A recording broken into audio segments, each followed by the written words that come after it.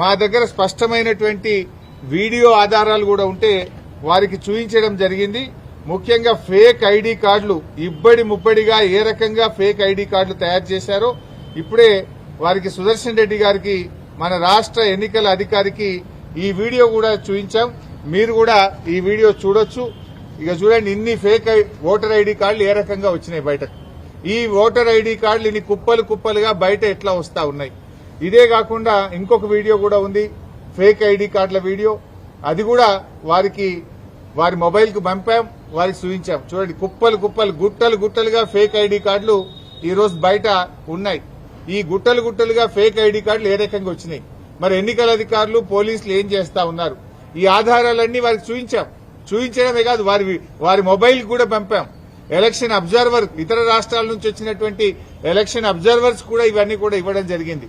ముఖ్యంగా